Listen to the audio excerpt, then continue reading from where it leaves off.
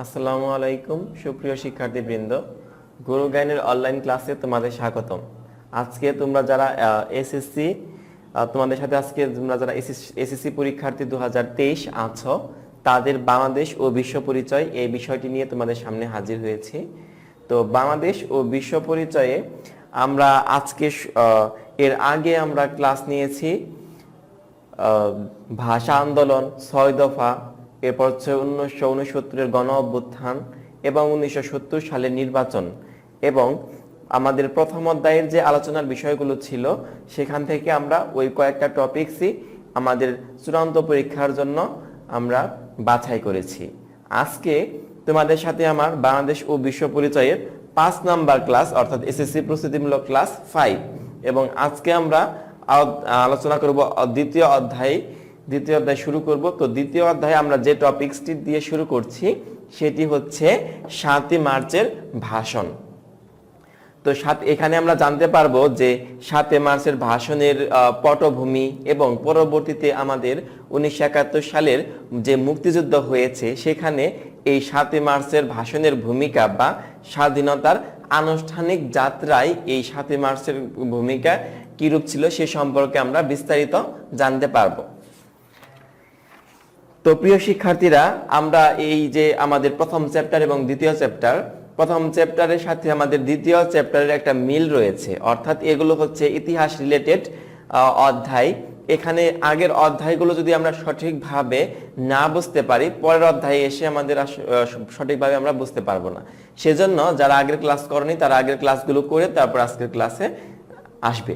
তো গত ক্লাসে তোমরা যারা ছিলে বা গত ক্লাস যারা করেছো তাদের আমি পড়িয়েছি সর্বশেষ 1970 সালের সাধারণ নির্বাচন, এবং আমরা সেখানে দেখেছি যে 1970 সালে যে সাধারণ নির্বাচনটা অনুষ্ঠিত হয়েছিল সেখানে জাতীয় এবং প্রাদেশিক পর্যায়ের দুইটি নির্বাচনেই কিন্তু আওয়ামী লীগ যে যতগুলো রাজনৈতিক দল ছিল সেই রাজনৈতিক দলগুলোর মধ্যে আওয়ামী লীগ কিন্তু সংখ্যাগরিষ্ঠতা অর্জন করে, এবং ওই সময়ে ক্ষমতায় ছিল ইয়াহিয়া খান। অর্থাৎ 1969 সালের গণ অভ্যুত্থানে তোমরা জানো যে ইয়াহিয়া খান কি করে, আইয়ুব খানের পতন হয় এবং ইয়াহিয়া খান ক্ষমতা দখল করে বা ক্ষমতায় আইয়ুব খানের স্থলাভিষিক্ত হন।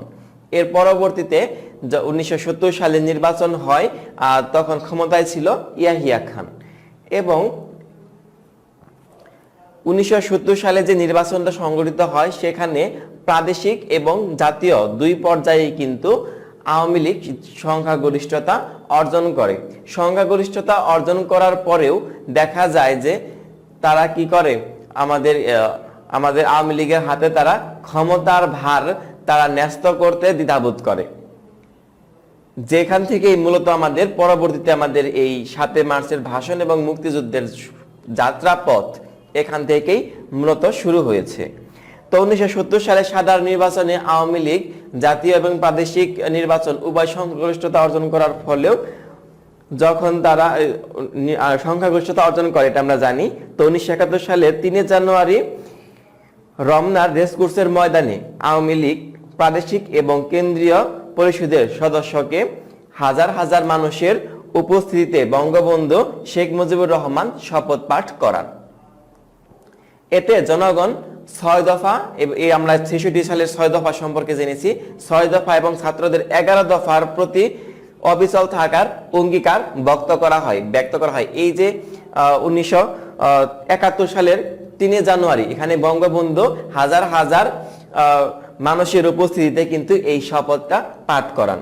এর পরবর্তীতে 1971 সালের 3 মার্চ ইয়াহিয়া খান জাতীয় পরিষদের অধিবেশনের আহ্বান করেন। এই যে জাতীয় পর্যায়ে এবং কেন্দ্রীয় পর্যায়ে বা প্রাদেশিক যে সরকার গঠন করা হয় 1970 সালের সাধারণ নির্বাচনে, সেখানে তার ভিত্তিতে ইয়াহিয়া খান 1971 সালের 3 মার্চ জাতীয় পর্যায়ে একটি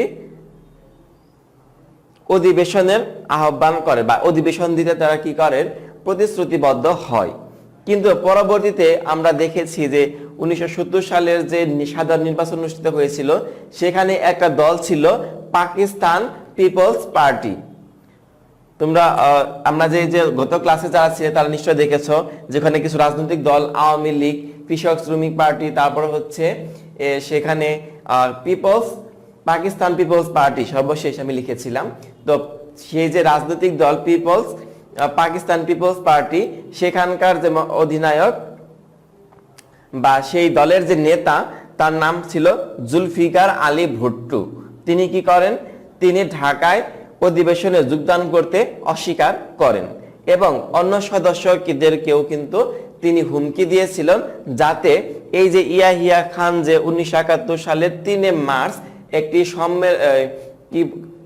অধিবেশন, জাতীয় পরিষদের অধিবেশন যে ডাকে, সেই অধিবেশনে আসতে এই জুলফিকার আলী ভুট্টো উনি অসম্মতি জানান এবং অন্যান্য যেসব রাজনৈতিক দলের নেতা বা নেতৃবৃন্দ আছে তাদেরকে এখানে না আসতে হুমকি দেওয়া হয়, যেন তারাও যেন 1971 সালের 3 মার্চের যে অধিবেশনের কথা ইয়াহিয়া খান ঘোষণা দিয়েছে, এই অধিবেশনে যেন তারা যোগদান না করে।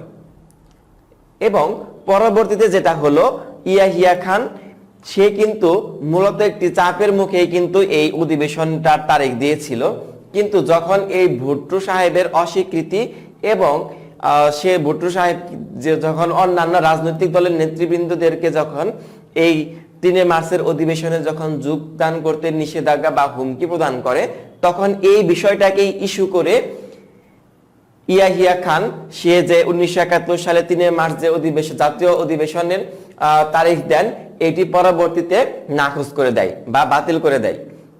অর্থাৎ ভুট্টো সাহেবের এই বিষয়টিকে ইস্যু করে সে কিন্তু এই কাজটা করেছিল। এর ফলে ইয়াহিয়া খান 1 মার্চে ভুট্টোর এই ঘোষণাকে সে কি করে? অজুহাত দেখিয়ে 3 মার্চ অধিবেশন অনির্দিষ্টকালের জন্য, অর্থাৎ 1970 সালে নির্বাচনের পর সংখ্যাগরিষ্ঠ যে আওয়ামী লীগ, তাদেরকে 1971 সালে 3 মার্চ জাতীয় অধিবেশনের জন্য আহ্বান করা হয় এবং সেই ভুট্টো সাহেবের এই চক্রান্তে বা তার যে অস্বীকৃতি, এটাকে অজুহাত দেখিয়ে ইয়াহিয়া খান এই 3 মার্চের অধিবেশন যে ডেকেছিল, এই অধিবেশনকে অনির্দিষ্টকালের জন্য স্থগিত করে দেয়। এবং পূর্ব বাংলার জনগণ এর ফলে কি হয়? পূর্ব বাংলা যেহেতু আওয়ামী লীগ জয়যুক্ত হয় এবং পূর্ব বাংলার যেসব আসন পূর্ব বাংলার জন্য সংরক্ষিত ছিল, সেখানে পূর্ব বাংলার জয়কার। তো সেই জন্য পরবর্তীতে দেখা যায় যে পূর্ব বাংলার যে জনগণ ছিল, তারা যখন ইয়াহিয়া খান অনির্দিষ্টকালের জন্য জাতীয় অধিবেশন স্থগিত করে, তখন পূর্ব বাংলার মানুষ প্রতিবাদ শুরু করে এবং তারা সারা দেশে হরতাল পালন করে, যার ফলে সেখানে পুলিশ, সেনাবাহিনী দ্বারা অনেক জনগণ সেনাবাহিনীর গুলিতে হতাহত হয়ে থাকে। এরপরে বঙ্গবন্ধু শেখ মুজিবুর রহমান এই বিষয়টাকে কেন্দ্র করে অসহযোগ আন্দোলনের ডাক দেন এবং এরকম পরিস্থিতিতে বঙ্গবন্ধু 7 মার্চ রেসকোর্সের ময়দানে বিশাল এক জনসভায় ঐতিহাসিক ভাষণ দেন, যেটি ইতিহাসে আমাদের 7 মার্চের ভাষণ হিসেবে আমরা জানি যে এটি 1971 সালের 7 মার্চে বঙ্গবন্ধু শেখ মুজিবুর রহমান যে ঘোষণাটি দেন, সেটি হচ্ছে ইতিহাসে 7 মার্চের ভাষণ নামে পরিচিত। তো এখন আমরা জানবো যে 7 মার্চের ভাষণ ও স্বাধীনতার আনুষ্ঠানিক যাত্রা।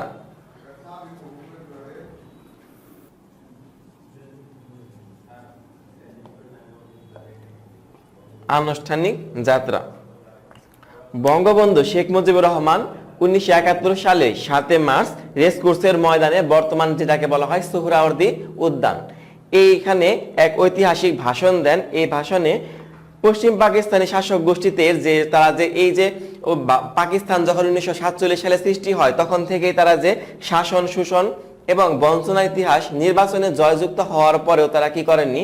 বাঙালিদের সাথে প্রতারণা ও বাঙালির রাজনৈতিক ইতিহাসের পটভূমি তুলে ধরেন। বিশ্ব ইতিহাসে, বিশেষ করে বাঙালি জাতির ইতিহাসে এটি একটি স্মরণীয় দলিল। কোনটি? আমাদের এই 7 মার্চের ভাষণ। তো ইউনেস্কো 2017 সালে, ইউনেস্কো একটি প্রতিষ্ঠান, ইউনেস্কো 2017 সালে 7 মার্চের এই ভাষণটাকে ওয়ার্ল্ড ডকুমেন্টারি হেরিটেজ নামে আখ্যায়িত করে। ওয়ার্ল্ড ডকুমেন্টারি হেরিটেজ হিসেবে 1971 সালে এই 7 মার্চের ভাষণকে ইউনেস্কো 2017 সালে ওয়ার্ল্ড ডকুমেন্টারি হেরিটেজ হিসেবে স্বীকৃতি দেন।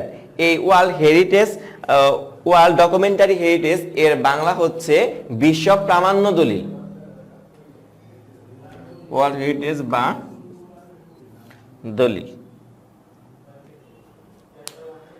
এই ভাষণ international memory of the world রেজিস্টারে গুরুত্বপূর্ণ ডকুমেন্টের ঐতিহ্য হিসেবে ইউনেস্কো এটিকে অন্তর্ভুক্ত করে। তো এই জন্য বাঙালি জাতির ইতিহাসে এবং পরবর্তী যে আমাদের 1971 সালের মুক্তিযুদ্ধ, এই মুক্তিযুদ্ধের যে যাত্রাপথ সেটি কিন্তু শুরু করেছিল আমাদের এই 7 মার্চের ভাষণ। এবং 7 মার্চের ভাষণে বঙ্গবন্ধু শেখ মুজিবুর রহমান বাঙালি জাতিকে যুদ্ধ করার জন্য তারা দেখতে পেল যে আমরা 70 সালে নির্বাচনে আমরা সংখ্যাগরিষ্ঠতার ভোটে জয়যুক্ত হওয়ার পরেও আমরা কি করতে পারিনি, আমরা ক্ষমতা পাইনি। তো সেজন্য বাঙালি জাতির মুক্তি কেবলমাত্র যুদ্ধের মাধ্যমে হতে পারে, সেটা কিন্তু বঙ্গবন্ধু শেখ মুজিবুর রহমান বুঝতে পেরেছিলেন এবং তার 7 মার্চের ভাষণে কিন্তু সেই বিষয়টি আমরা বারবার দেখতে পাই। তো 7 মার্চের ভাষণে বাঙালি ঐক্যবদ্ধ হওয়ার প্রেরণা ও মুক্তিযুদ্ধের জন্য নির্দেশনা পায়। এই ভাষণের পরে বাঙালি জাতির সামনে একটি গন্তব্য নির্ধারণ হয়, তা হলো সেই গন্তব্যের নামই হলো আমাদের স্বাধীনতা। 7 মার্চের ভাষণে বঙ্গবন্ধু শেখ মুজিবুর রহমান স্বাধীনতার ডাক দেন, সেই ডাকে বাঙালি জাতি মুক্তিযুদ্ধের জন্য প্রস্তুতি গ্রহণ করে। বঙ্গবন্ধু ভাষণে পরবর্তী করণীয় ও স্বাধীনতা লাভের দিক নির্দেশনা ছিল। এখানে তিনি অনেকগুলো দিক নির্দেশনামূলক কথা তার 7 মার্চের ভাষণে তিনি তুলে ধরেছেন। সেগুলো হচ্ছে, তিনি তার ভাষণে বলেন যে প্রত্যেক ঘরে ঘরে দুর্গ গড়ে তোলো, তোমাদের যা কিছু আছে তাই নিয়েই শত্রুর মোকাবেলা করতে হবে। তিনি আরো বলেন, রক্ত যখন দিয়েছি তখন আরো দেব, বাংলাদেশের মানুষকে, এদেশের মানুষকে মুক্ত করে ছাড়বো ইনশাল্লাহ। এরপর তিনি তার ভাষণের একদম শেষ দিকে বলেছেন যে এবারে সংগ্রাম আমাদের মুক্তির সংগ্রাম, এবারের সংগ্রাম আমাদের স্বাধীনতার সংগ্রাম, জয় বাংলা। এই ভাষণে তিনি প্রতিরোধ সংগ্রাম, যুদ্ধের কলাকৌশল ও শত্রু মোকাবেলা সম্পর্কে দিক নির্দেশনা দেন। বঙ্গবন্ধু 7 মার্চের স্বাধীনতার ডাক দিয়ে জনগণের মুক্তিযুদ্ধে ঝাঁপিয়ে পড়ে এবং 25 মার্চ পাকিস্তানি নিরস্ত্র বাঙালির উপর অপারেশন সার্চলাইট নামক পরিকল্পনার মাধ্যমে নৃশংসতা গণহত্যা শুরু করে। বাঙালিরা পাকিস্তানি হানাদার বাহিনীর আক্রমণের বিরুদ্ধে রুখে দাঁড়ায়। আমরা জানি যে বাঙালি জাতির কাছে কিন্তু তখন সেরকম কোনো যুদ্ধাস্ত্র ছিল না। তখন এই বঙ্গবন্ধুর যে বঙ্গবন্ধুর যে ভাষণ, সেখানে প্রত্যেক মানুষ নিরস্ত্র হয়েও তাদের দৃঢ় মনোবল বৃদ্ধি পায় এবং যুদ্ধের জন্য তারা ব্যাপক প্রস্তুতি গ্রহণ করে। এবং পরবর্তীতে 1971 সালের 25 মার্চ এটিকে বলা হয় কালো রাত্রি ইতিহাসের, বা এটাকে বলা হয় অপারেশন সার্চলাইট। Operation searchlight. তোমাদের একটি প্রশ্ন হয় যে অপারেশন সার্চলাইট কি, বা অপারেশন সার্চলাইট কি, ব্যাখ্যা করো। এই ধরনের প্রশ্নে অনেক সময় তোমাদের বিভিন্ন বোর্ড পরীক্ষায় আসতে দেখা যায়। তো এখানে অপারেশন সার্চলাইট হচ্ছে 1971 সালের 25 মার্চ রাতে পাক বাহিনীরা নিরস্ত্র ঘুমন্ত বাঙালির উপর এক হত্যাযজ্ঞ শুরু করে এবং তারা যে হত্যাযজ্ঞ চালিয়েছিল 1971 সালের 25 মার্চ রাতে, সেদিকেই মূলত বলা হয় অপারেশন সার্চলাইট, যেটি ইতিহাসে কালো রাত্রি নামে পরিচিত। এরপরে আমাদের বঙ্গবন্ধু শেখ মুজিবুর রহমান ওনাকে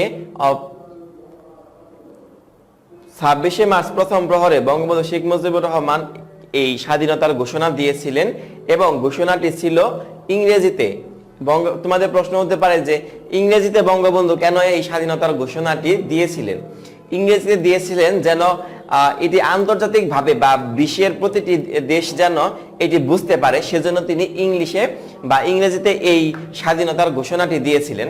তো তার ভাষণে তিনি যে ইংলিশে ভাষণটি কথাটি বলেছিলেন বা ঘোষণাটি দিয়েছিলেন, সেটির বাংলা অনুবাদ হচ্ছে, ইহাই হয়তো আমার শেষ বার্তা, আজ হইতে বাংলাদেশ স্বাধীন। অর্থাৎ এটি বলে তিনি তার স্বাধীনতার ডাক দেন। যদিও তাকে এর আগে গ্রেফতার হয় এবং গ্রেফতার হওয়ার পূর্বে বঙ্গবন্ধুকে যখন গ্রেফতার করা হলো, গ্রেফতারের পূর্বে তিনি কিন্তু আন্দাজ করতে পেরেছিলেন যে আসলে কি হতে চলেছে, এবং তখনই তিনি কি করেন, স্বাধীনতার ডাক দেন এবং তিনি বলেন যে ইহা হয়তো আমার শেষ বার্তা, আজ হইতে বাংলাদেশ স্বাধীন। আমি বাংলাদেশের জনগণকে আহ্বান জানাইতেছি যে যে যেখানে আছে, যাহার যা কিছু আছে তাই নিয়েই রুখে দাঁড়াও, সর্বশক্তি দিয়ে হানাদার বাহিনীকে প্রতিরোধ করো।